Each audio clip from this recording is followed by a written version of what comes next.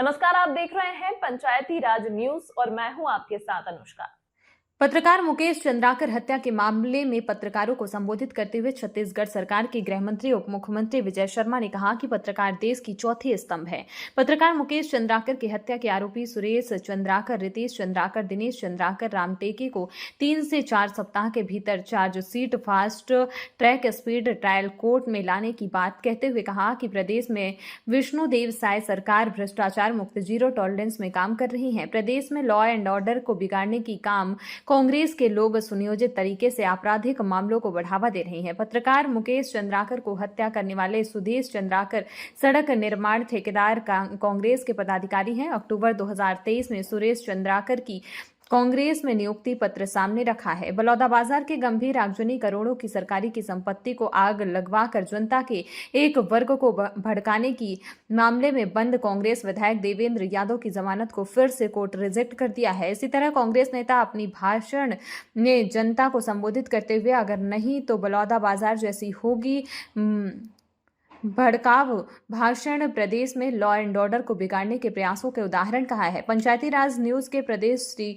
TS Rao sir के प्रति क्रियात्मक प्रश्न को जवाब देते हुए प्रदेश के उप मुख्यमंत्री विजय शर्मा ने कहा कि हर कांग्रेसी अपराधी नहीं है, परंतु हर अपराध में कांग्रेसी क्यों संलिप्त पाए जा रहे हैं। प्रदेश पत्रकार सुरक्षा कानून को लागू करने की विचार दिवंगत पत्रकार मुकेश चंद्राकर के परिवार को न्याय एवं आर्थिक सहयोग जल्द से जल्द मुख्यमंत्री विष्णुदेव साय से कराने की बात कहते हुए कहा कि दंतेवाड़ा बस्तर में सभी सदकों के गुणवत्ता मानदंडों के जांच कराने के निर्णय उप मुख्यमंत्री एवं पीडब्ल्यूडी मंत्री अरुण साहू से चर्चा करने की बात कही है।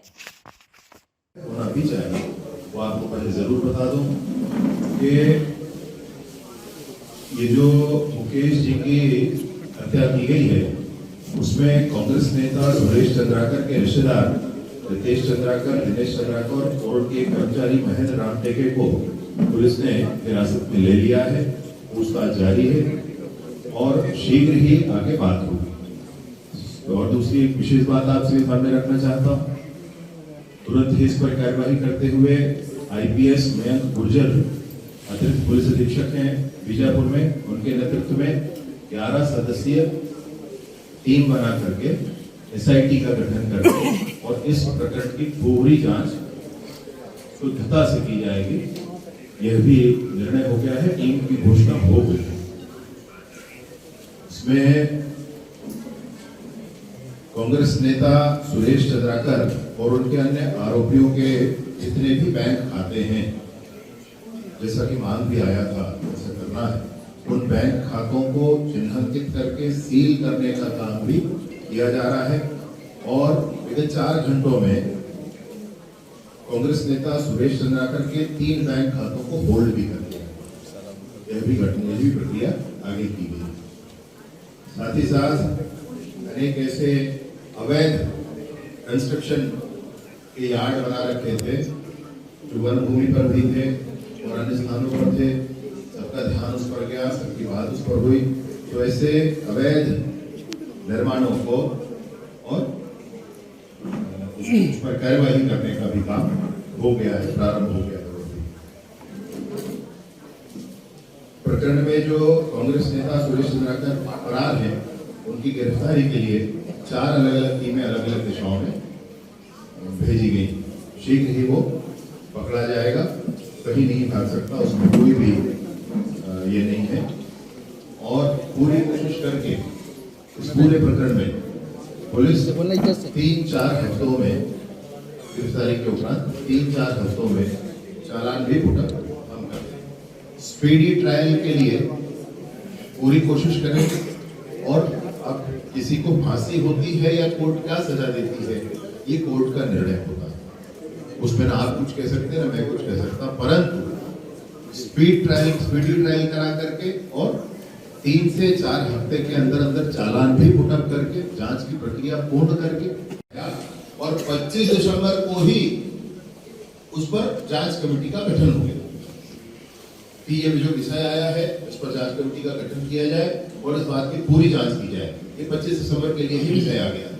25 दिसंबर से पीडब्ल्यूडी मिनिस्टर साहब ने, अरुण साहू जी ने जांच समिति का गठन कर दिया और उस विषय का जांच कराया जा रहा है। ये घटना तो और बात की है अभी की, तो 1 तारीख 2 तारीख 1 तारीख के रात की घटना है, जबकि 25 दिसंबर से ही जांच समिति का गठन उस पर कर दिया गया। तो मैं कुल मिलाकर आपसे जो कहना चाहता हूं कि चाहे वो इस अकेले विषय का मामला हो या अन्य कोई भी मामले हो, उन सारे विषयों को लेकर के विष्णुदेव जी की सरकार, भाजपा की सरकार संजीदगी से काम कर रही है। भ्रष्टाचार को बिल्कुल भी सहन नहीं किया जाएगा, तगड़ी कार्यवाहियां की जाएंगी। इस विषय पर भी मैंने मंत्री जी से बात की फोन पर, अरुण सावरी से। मैंने कहा ये एक सड़क का मामला है, क्या इसके अन्य सड़कों के मामलों पर भी हम जांच करेंगे और आपकी तरफ से मैं मीडिया को सूचित करूं? तो उन्होंने कहा बिल्कुल किया जाए, ऐसे जघन्य अपराधी के हर एक सड़क की जांच की जाएगी। जिन सड़कों का काम इन्होंने ले रखा है उस पर पूरी जांच की जाएगी। जो कार्यवाहियां इनके अवैध निर्माणों पर आवश्यक है, जिस तरह की वो कार्यवाहियां हो रही हैं, जहां पर आवश्यकता है अभी थोड़ा रुकने की, क्योंकि वहां पर उनको फॉरेंसिक सैंपल्स ऐसे लिए जा सकते हैं, उन चीजों के लिए थोड़ा रुका गया है। मुकेश जी के परिवार को संबल प्रदान करने के लिए, उनके साथ खड़े होने के लिए